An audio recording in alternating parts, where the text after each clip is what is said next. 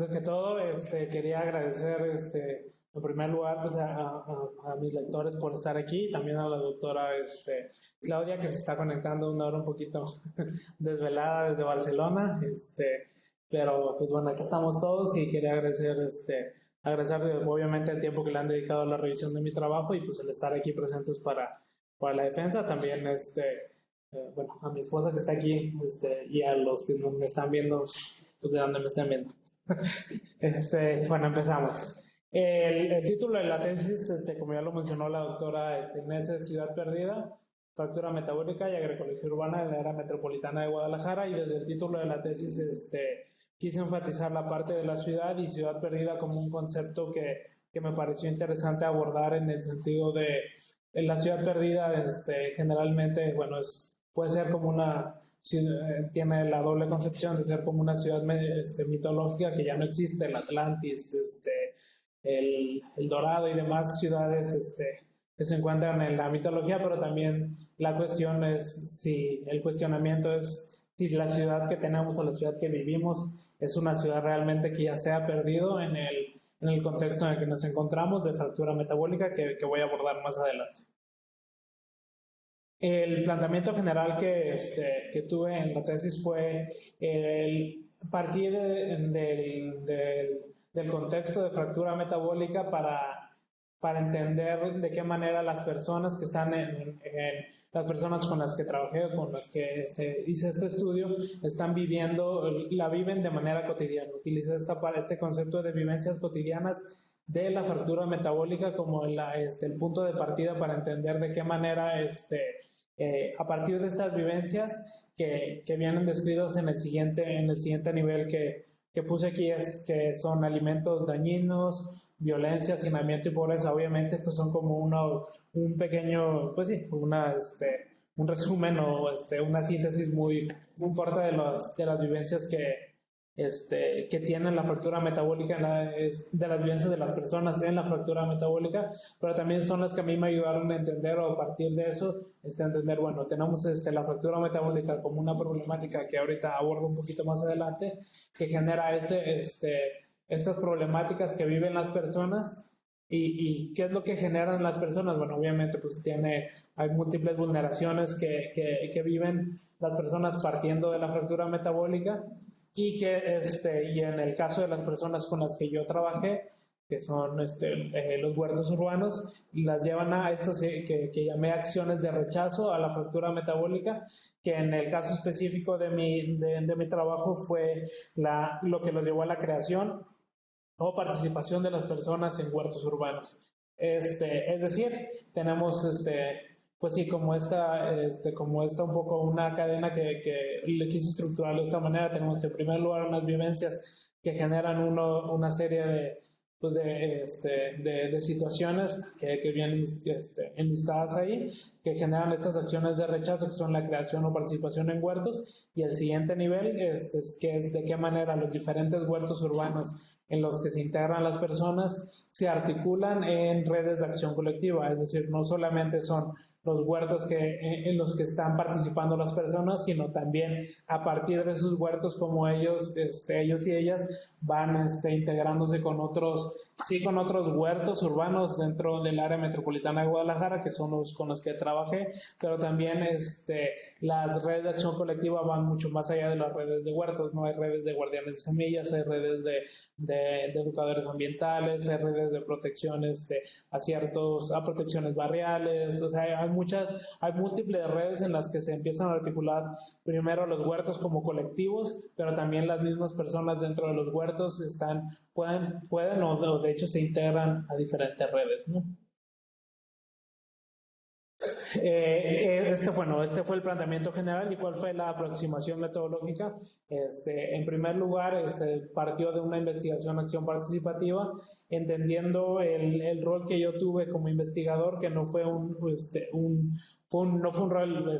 de investigación que fuera alejado de las personas con las que estaba, sino fue un rol de mucha cercanía. Estuve trabajando con ellos, estuve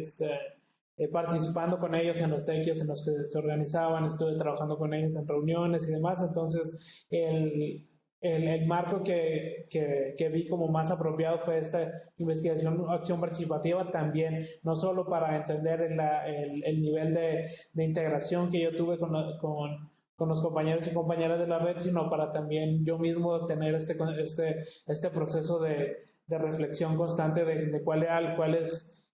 no solo mi posición como investigador ante los huerteros y las huerteras, sino también de qué manera esa posición ese posicionamiento se veía reflejado en las conclusiones, en las reflexiones, en cómo iba yo hilando o tejiendo los hallazgos o lo que me iba encontrando en el campo. Es decir, o sea, fue importante también entender de qué manera, pues sí, este rol fue afectando pues mi visión y la manera en la que yo observaba la problemática. Obviamente,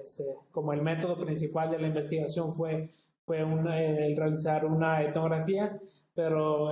lo primero que pongo aquí en esto fue el COVID-19 porque me parece que es una tesis como pues las de mis compañeros y compañeras de la generación que indudablemente estuvo marcada por el COVID-19, como vemos en esta parte de los periodos de investigación, los que voy a abordar ahorita, bueno, que voy a mencionar ahorita. Es decir, el COVID-19 fue un evento, pues bueno, no sé si llamarle evento, pero además fue una situación decisiva en la aproximación metodológica que tuve a la investigación porque de ninguna manera se pudo desarrollar la misma, o sea, no pude desarrollar la misma investigación por la pandemia. Precisamente en el momento en el que me estaba integrando más con los compañeros, que estaba yendo a muchos eventos, que estaba en la parte de reorganización, que estaba teniendo como este acercamiento, llegó la pandemia y pues obviamente modificó totalmente el trabajo que estaba realizando. Afortunadamente, pues pude realizar entrevistas, pude hacer alguna que otra visita a los huertos y demás, pero ya fue de manera muy limitada. Entonces, pues el COVID-19 tiene una huella innegable en la manera en la que abordé el trabajo, ¿no? También hablo de redes sociales virtuales precisamente, y obviamente hay muchas críticas de cómo, del rol que tienen las redes sociales virtuales, pero en un momento del trabajo de investigación fue la única manera en la que era posible acercarse al fenómeno, acercarse a las personas, acercarse a ver qué estaba sucediendo con los huertos urbanos precisamente porque no había manera, más bien, estábamos en un momento en el que pues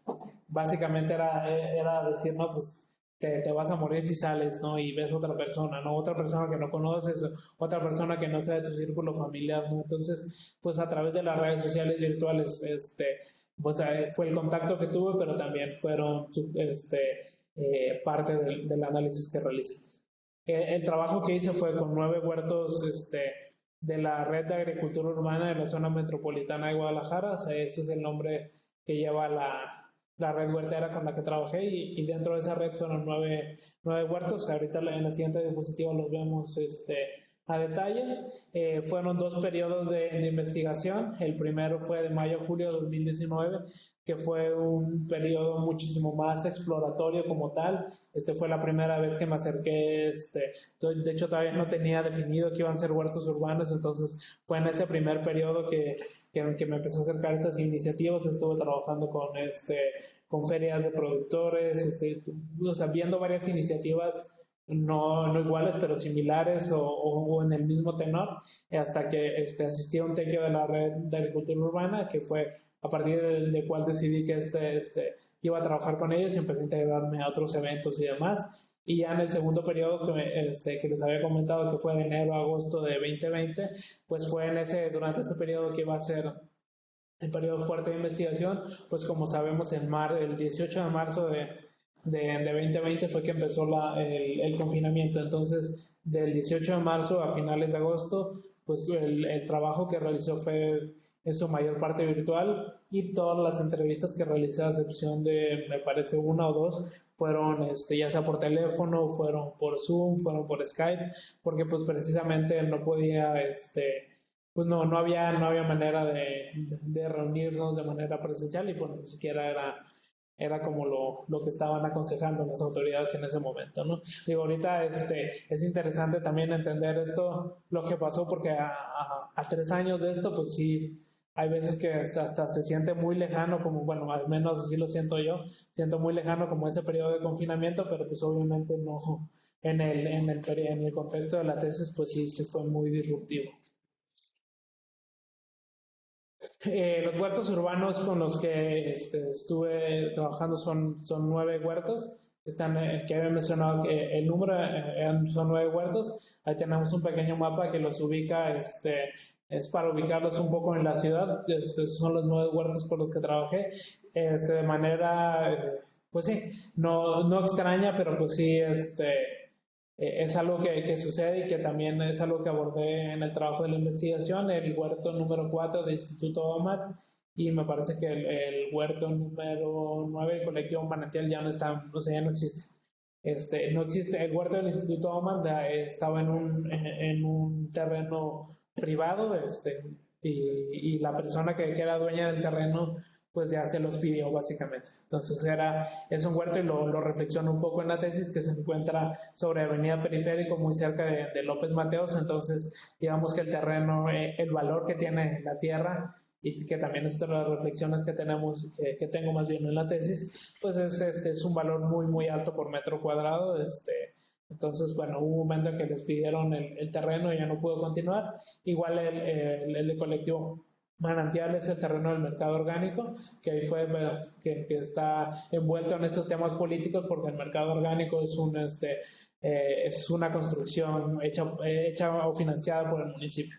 Pero bueno, a grandes rasgos estos son los 9 huertos con los que trabajé. La mayor parte se encuentran en la zona norte del área metropolitana. 2 huertos que fueron especialmente interesantes, los que se encuentran en Tlajomulco, que el caso de Tlajomulco como tal también lo voy a mencionar un poco más adelante.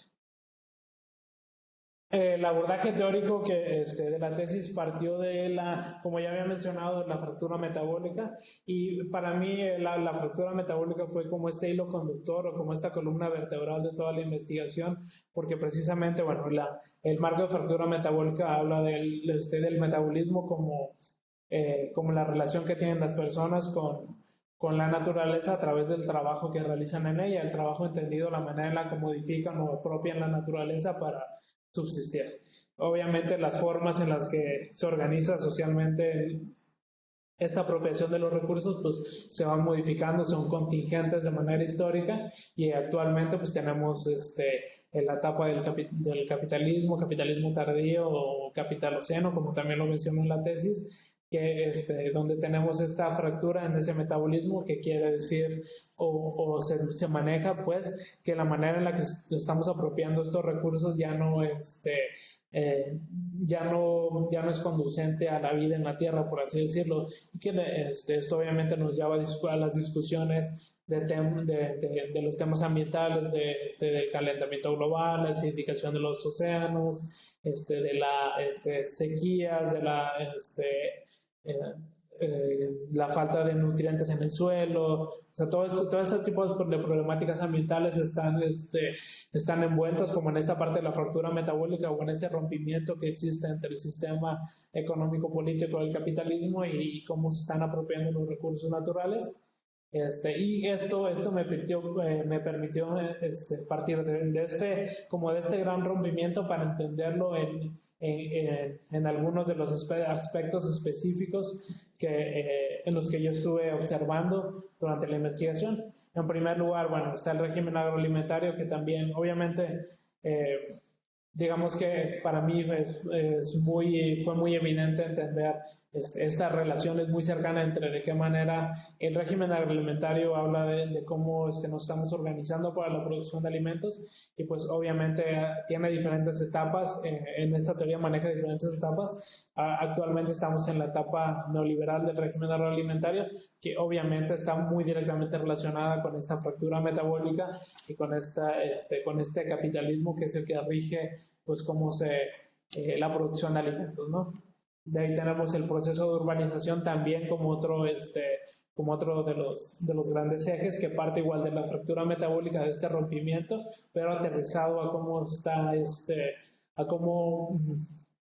no cómo se organizan las ciudades, porque el proceso de urbanización precisamente va más allá de ver solamente a las ciudades, sino entender la urbanización como un proceso que claro que involucra a las aglomeraciones como Guadalajara, pero el proceso de urbanización también aborda de qué forma la ciudad de Guadalajara se extiende obviamente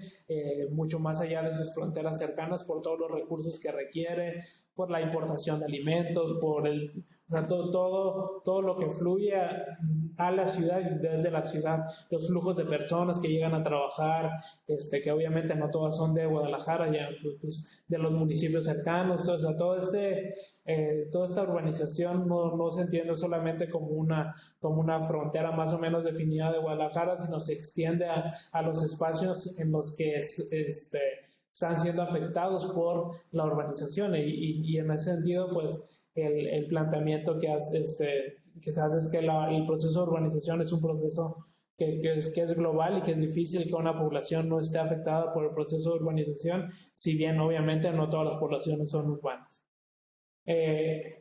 Otro de los ejes que también tomé fue el de acción colectiva, para entender de qué manera se organizan las personas en los huertos urbanos, tanto al interior de los huertos, porque todos los huertos con los que trabajé eran colectivos, o sea, ninguno era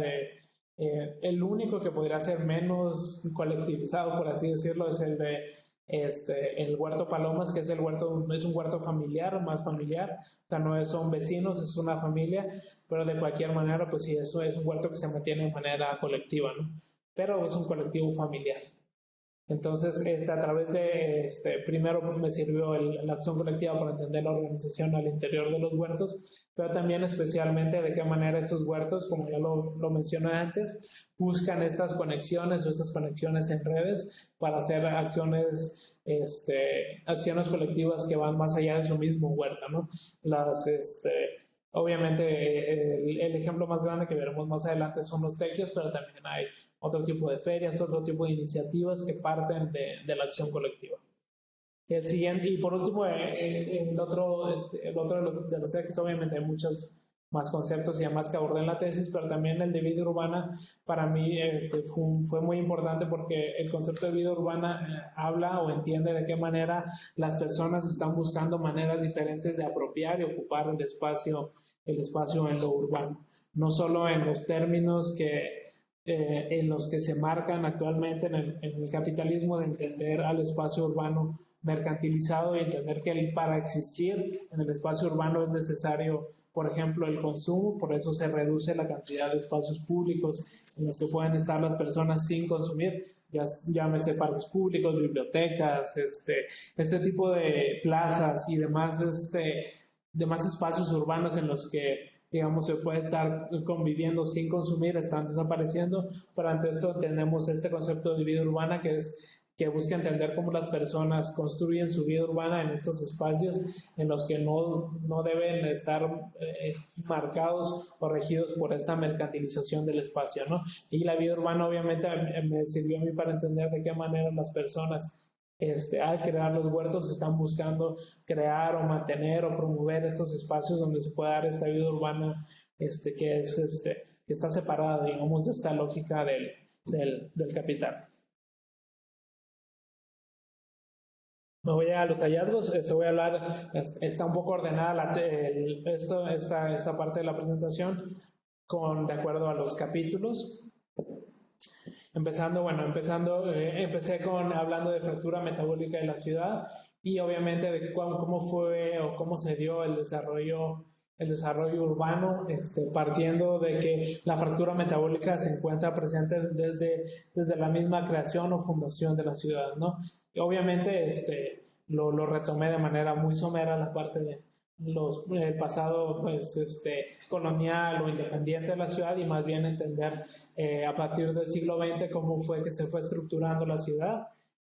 Tenemos obviamente de explosiones demográficas a partir del siglo XX, de la industrialización que se dio en los años 40, 50 con el milagro mexicano y de qué manera esta explosión demográfica al mismo tiempo pues llevó a que los espacios se fueran reduciendo para la gran cantidad de personas que estaban migrando hacia las urbes. En este caso también tenemos uno de los grandes problemas que abordamos a partir de esta fractura es que hay una falta de espacios verdes en las urbes. Me parece que el cálculo estaba en 9 metros cuadrados de espacio verde por persona, y en Guadalajara estamos entre 1.5 y 4 metros si acaso, ¿no? Y eso es obviamente el promedio, pero pues si nos vamos a las personas que viven en los espacios más marginados, pues es mucho menor de este promedio, ¿no? Obviamente también parte de esta fractura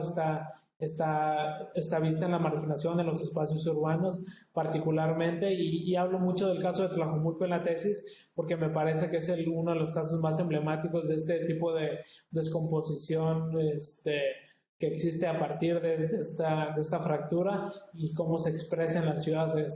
estas colonias de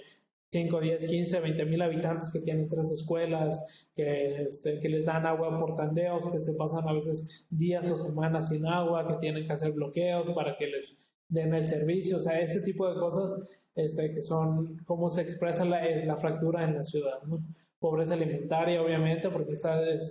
las personas o estos espacios que están en marginación viven casos de pobreza alimentaria no solo a través de lo que ellos pueden comprar o consumir, sino también de la misma distribución de alimentos que depende pues, de estas grandes cadenas de la Horrera, del Oxxo, de las farmacias de Guadalajara, pues que son productos industrializados, ¿no? Y partiendo de todos estos problemáticas que están, de estas expresiones más bien de la fractura metabólica en la ciudad, es que vimos el surgimiento de los colectivos huerteros en la ciudad. Y los ejemplos de cómo surgieron los huertos de la red de agricultura urbana en la zona metropolitana de Guadalajara son, puse algunos ejemplos, no es exhaustivo esta lista. En primer lugar, cursos de agricultura urbana. Tenemos que, partiendo de cursos de agricultura urbana generalmente promovidos por instituciones gubernamentales, ya sea municipales, estatales, son que pueden que surgen estos colectivos que se crean, sí a partir obviamente de estos cursos, pero pues se mantienen no solo por los cursos, ¿no? Ninguno de los huertos con los que trabajé subsistía por un patrocinio municipal o gubernamental. No todos eran colectivos que, si bien sí surgieron de parte de estos cursos de agricultura urbana, obviamente el mismo interés en la agricultura urbana está relacionado con esta falta de los espacios y demás. Entonces, partiendo de estos cursos fue que la gente se interesó más y a partir de ahí surgieron los colectivos. Tenemos obviamente estrategias de resistencia territorial, como el caso del huerto comunitario Huentitán, que viene detallado un poco más adelante, pero en el caso de este huerto vio la agroecología o la siembra como una manera de resistir a la apropiación del espacio tanto por el Estado, pero también por algunos capitales inmobiliarios que están buscando pues sí, la construcción de edificios y demás en los terrenos que antes eran públicos. Subsanar la falta de alimentos, y esto está directamente relacionado obviamente con la parte de pobreza alimentaria. De qué manera huertos como este huerto familiar en Tlajomulco y también el colectivo Manantial, bueno, la persona, una de las mujeres con las que platiqué o con las que estuve en contacto de este huerto, pues ella lo hizo por lo mismo, ¿no? Pues a mí lo que me interesaba era que mi familia comiera bien, pero los alimentos orgánicos y los alimentos sanos que vemos, pues sí, son inalcanzables, ¿no? O sea, no pueden pagarlo, pero de qué manera pues, se tomaron o decidieron participar en un huerto y sí, tomar o asumir el discurso de la agroecología para la producción de alimentos sanos. Y por último, el último ejemplo que puse fue la experimentación en la agroecología urbana, que en este caso fue el Instituto AUMAT, que ya, que como les comenté, ya no está, ya desapareció, pero ellos son un par de agroecólogos que decidieron a tener el huerto también para entender de qué manera funciona o no la agroecología en la ciudad, para restaurar espacios, para integrar espacios urbanos a una red alimentaria, una red alimentaria de alimentos que se produzcan desde la ciudad. Entonces, tenemos, bueno, este es otro de los motivos por los cuales se crearon los huertos, ¿no? La cita que nos habla aquí, ella, Brenda, es del colectivo ecológico de Occidentale, pues que habla de eso, de un poco de su experiencia que fue al terminar el curso, pues que se siguió interesando y decidió pues a través del trabajo pudieron organizar este colectivo y pudieron pues sí fortalecerse. Ok, siguiente es comida barata y aquí es retomar el marco de régimen agroalimentario para entender de qué manera se ha abaratado los alimentos, pero no en el sentido de que han bajado de precio, ¿no? Sino de qué manera, pues sí, los alimentos han tomado otro tenor y empezando por el principio rector de esta reflexión es la parte de la mercantilización de los alimentos. De qué manera los alimentos se convierten en una mercancía para que no las personas, sino más bien los grandes obtener ingresos y a partir de eso lo que se busca en los alimentos no es ni que sean nutritivos, ni que sean sabrosos, por así decirlo, ni que sean culturalmente apropiados al lugar en el que son cultivados, sino más bien de qué manera los alimentos pueden generar un valor añadido para las empresas que los producen. Tenemos el caso de aquí en el sur de Jalisco que cada vez está escalando más a nivel global en la producción de berries, pero esa producción de berries obviamente ese es para un mercado de exportación, y eso lo vemos aquí en Jalisco, pero también hay otros estados del país, Querétaro y demás, donde incluso las condiciones climatológicas no están, pues no son las más apropiadas para la producción de este tipo de cultivos, pero al ser un cultivo que tiene alto valor en el mercado internacional de exportación, pues se producen estos cultivos y pues se exportan y no importa los métodos que se utilicen para cultivarlos, si se utilizan agrotóxicos, si utilizan fertilizantes y demás, sino lo que importa es pues que se genere la ganancia a través de la venta, ¿no? Obviamente también esto tiene que ver con los procesos de tecnificación para mejorar la producción y esto está relacionado directamente a todos los paquetes tecnológicos que les venden a los campesinos y de qué manera obviamente esto es un proceso muy complejo de investigación agronómica que crea ciertos paquetes que le venden, obviamente que son paquetes creados a través de las grandes empresas, pero que muchas veces se promueven a través del Estado mismo, ¿no? La empresa se acerca o hace una alianza con el Estado y son estos paquetes tecnológicos los que promueven para los pequeños campesinos, ¿no? Y lo puse a mejorar obviamente porque pues seguramente sí hay mejoras en lo inmediato en algunos aspectos de la producción, pero también hay muchos consecuencias que no están que no se abordan de manera explícita, pero que sí pues son consecuencias de utilizar estos paquetes tecnológicos, especialmente pues los que tienen semillas que solamente pueden sembrarse con cierto tipo de fertilizante o cierto tipo de insecticida, ¿no? Entonces genera dependencias y demás. Son otras discusiones. En la comida barata también hablo de los cambios en la alimentación que se deriva de estos productos disponibles y estos obviamente los productos disponibles tienen que ver con cuáles son los productos que generan o que se pueden producir de manera más barata y que también que generan más ganancias a nivel global. Pues tenemos obviamente las harinas y las masas que son que son por ejemplo en el caso de las harinas y las masas o el jarabe de maíz de alta fructosa, son producciones que se hacen a gran escala en Estados Unidos que obviamente están soportadas por grandes capitales, no solo privados, sino también del Estado. Hay mucho dinero del Estado en estos que meten en estas producciones, entonces pues, hay una producción masiva de maíz que se tiene que utilizar y los subproductos del maíz se utilizan. Entonces, partiendo de esta producción de maíz, pues entendemos también por qué hay tantas harinas, tantas masas, también aceites, porque hay aceite de maíz, pero también incluso los cárnicos y los lácteos, porque también se producen estas grandes cantidades de maíz para alimentar a las vacas y a los puercos y demás, y toda esta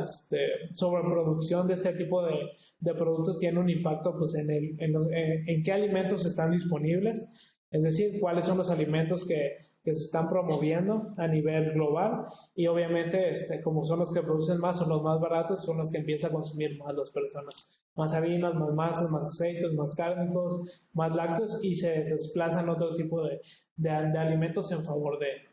estos, ¿no? Desarticulación del control del régimen. Esto no quiere decir que no hay un control del régimen agroalimentario, ni mucho menos, sino que ha habido una expansión de dónde se encuentra el régimen agroalimentario. Y retomando el caso de los berries, pues antes él tenía otras características del régimen agroalimentario, pero en este caso empiezan a intervenir mucho más directamente en las comunidades, y eso va muy de la mano con la neoliberalización de la propiedad de la tierra, que al tener acceso a la tierra a través de la compra o de la renta de tierras ejidales, por ejemplo, pues las grandes empresas tienen un impacto mucho mayor y mucho más cercano en las tierras de los campesinos y demás. Y por último, la financiarización de la agricultura es entender de qué manera los productos agrícolas y el precio que tienen los productos agrícolas en los mercados internacionales no están relacionados solamente con la misma producción, sino también con este proceso de especulación en las bolsas de valores, y cuáles son los alimentos o las empresas que son más valorizadas independientemente de si el producto es bueno o malo, es decir, el producto pensando en los cultivos, ¿no? En oposición a esto tenemos la otra parte bueno, no en oposición, sino más bien desde la perspectiva, perdón, de los huerteros y las huerteras, hablamos de qué manera ellos están apropiándose de su propia alimentación. Obviamente, como ahorita acabo de hablar un poco de qué manera se están controlando estas producciones de distintos alimentos, uno de los primeros puntos que buscan los huerteros es la autonomía alimentaria, y esto obviamente no es, hablando de huertos urbanos, pues es muy difícil o imposible hablar de una autonomía total en la alimentación, pero se habla también de entender de qué manera podemos retomar el control de los alimentos a través de la producción en huertos urbanos. El siguiente es alimentación en colectivo, y alimentación en colectivo es a través del trabajo colectivo, pero también en alimentación, o ellos de qué manera en colectivo buscan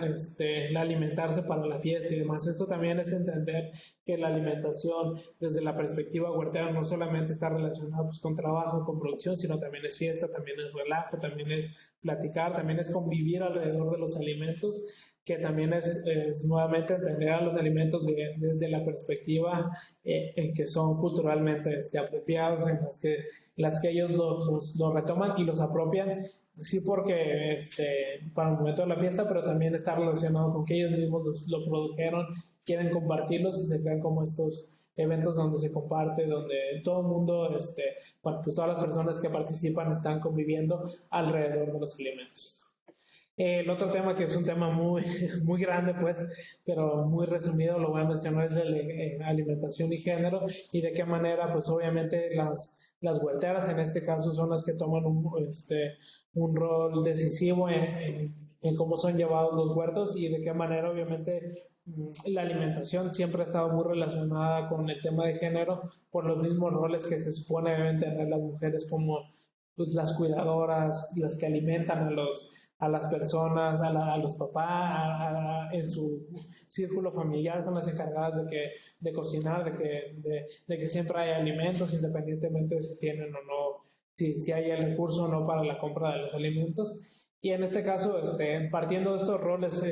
que se les asignan a las mujeres en el caso de la alimentación, pues las huerteras también ellas asumen este mismo control de decir, bueno, nosotras sí podemos asumir que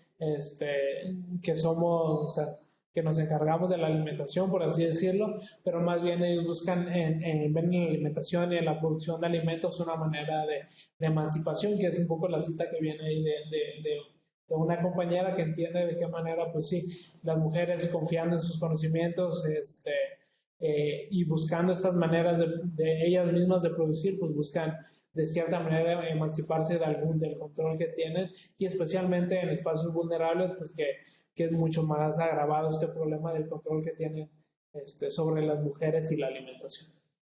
Y por último hablo de guardianas de semillas como otro de los temas importantes que relaciona la alimentación y de qué manera es importante, y es un tema que obviamente yo, por un desconocimiento que tenía, o sea, no pensando pues, cuál es la importancia de la semilla, pero pues obviamente pues la semilla es uno de los temas que se trabaja de manera más fuerte en estos colectivos, porque es también donde hay más presiones en el tema del legislativo, en el tema de los grandes capitales que buscan controlar la semilla, incluso buscan patentar semillas y ciertas variedades vegetales. Entonces, en contra de eso están estos guardianes de semillas que buscan pues promover que las semillas sean libres, que sean de polinización abierta, y que pues, a través de la semilla puedan ellas puedan los campesinos seguir produciendo sin tener que depender de los grandes capitales. ¿Cómo voy? Ya llevas 35 minutos. Llevo 35 virgen. Bueno, voy a ir un poquito más rápido. Procesos de urbanización y marginaciones urbanas. Habla de cómo pues sí, de cómo está enraizada la fractura metabólica en el proceso de la urbanización. Y tengo aquí en el caso de Tlajomulco y Lomas del Sur, que está, fue una explosión en la mancha urbana. Son poblaciones que crecieron de manera vertiginosa en 5 o 10 años. Se multiplicó en 1000% la población en estas comunidades, pero esto llevó a una serie de problemas terribles, ¿no?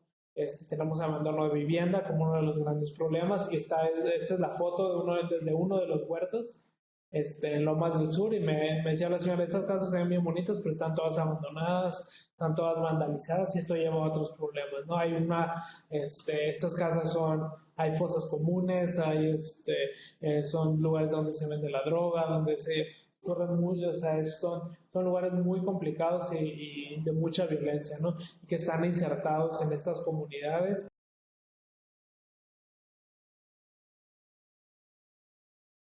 ¿No? El Estado mismo es por parte promotor de esta violencia espacial, y que al no existir estos espacios libres, sino pues cada vez se va reduciendo los espacios donde las personas pueden vivir, ¿no? Se quedan básicamente en sus casas, y en casas que tienen una serie de problemáticas muy grandes. En el capítulo hablo un poco de qué manera pues, la ciudad también se construye a través de la ideología o de cómo los capitales y el Estado mismo construyen la ciudad, de decir, pues es una ciudad verde, es una ciudad muy bonita, tenemos estos comerciales, pero pues esto se contrapone obviamente a las experiencias vividas de las personas. Y el caso del mercado orgánico, pues que como ya lo mencioné, es un mercado que al ser creado por el municipio, el colectivo que estaba ahí, cuando hubo un cambio de poder, los expulsaron, ¿no? Entonces, aún en estas marginaciones siguen existiendo estas múltiples violencias que viven quienes están ahí.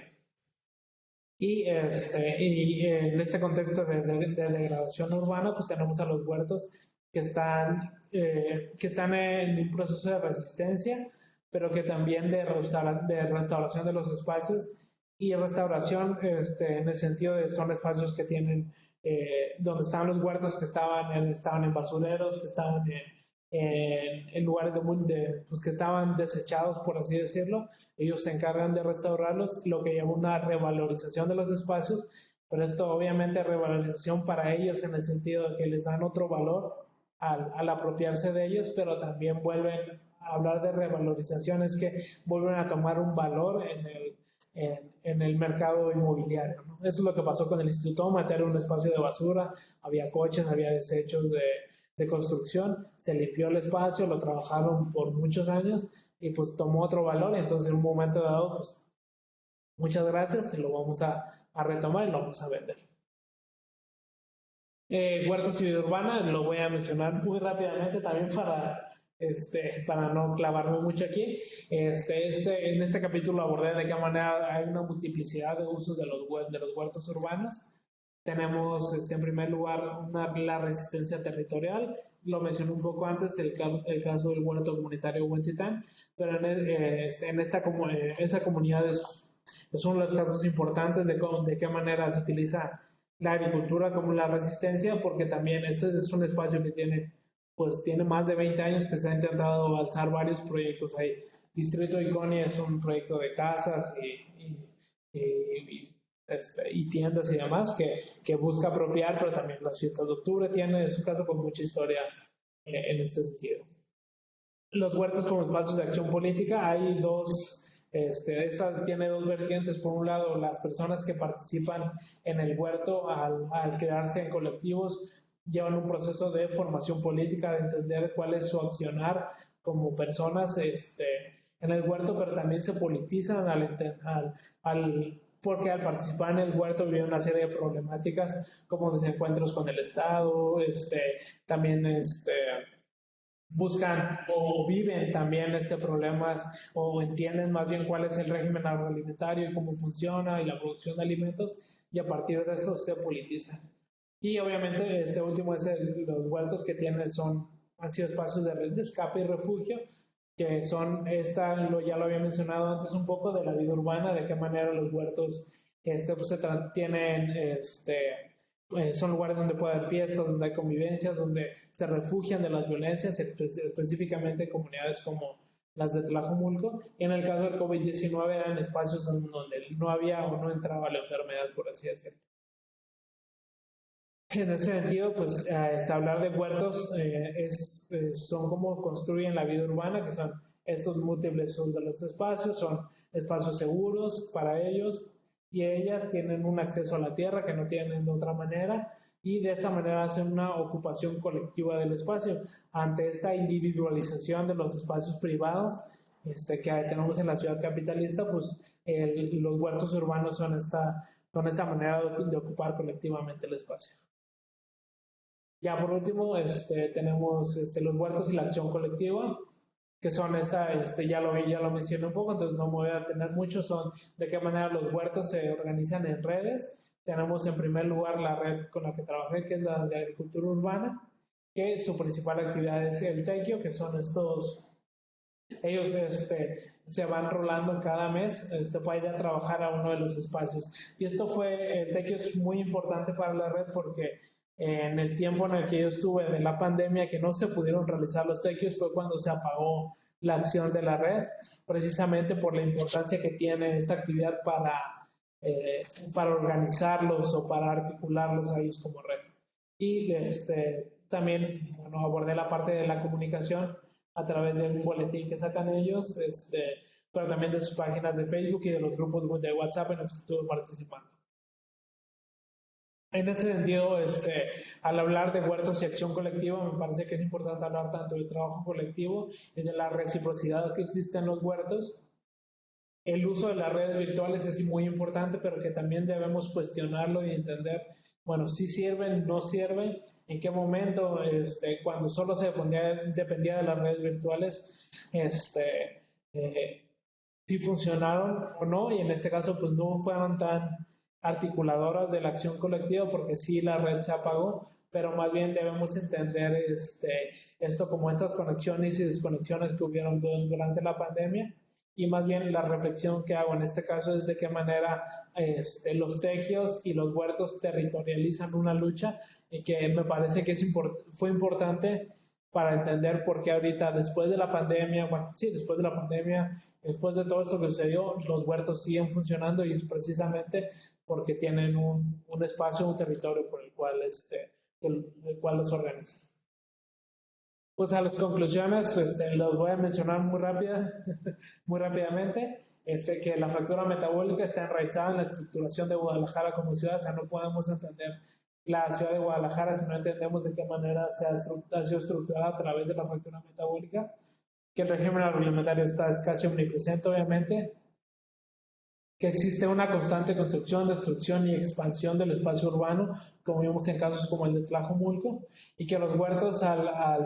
estar ocupando estos espacios urbanos pues se encuentran en el ojo o en el centro del proceso de urbanización. Y por último, si existen otros mundos posibles, como pueden verse, pues es obviamente a través de la apropiación de los espacios públicos, a veces en confrontación con el Estado, en este equilibrio metabólico a través del trabajo con la tierra, con una alimentación que no esté totalmente, pues sí, que no dependa totalmente del régimen agroalimentario, que existan estos espacios, la agroecología en los espacios urbanos, y que permitan colectivizar la lucha, es decir, que las personas que quieran participar en ellos se integren a colectivos en los que puedan trabajar y participar. Y por último, pues que hay que reflexionar cuál es el rol de la acción colectiva en las redes sociales virtuales, particularmente en el contexto de redes sociales que tenemos actualmente, pues que están monopolizadas por un grupo muy pequeño de empresas. El capitalismo digital. Y gracias.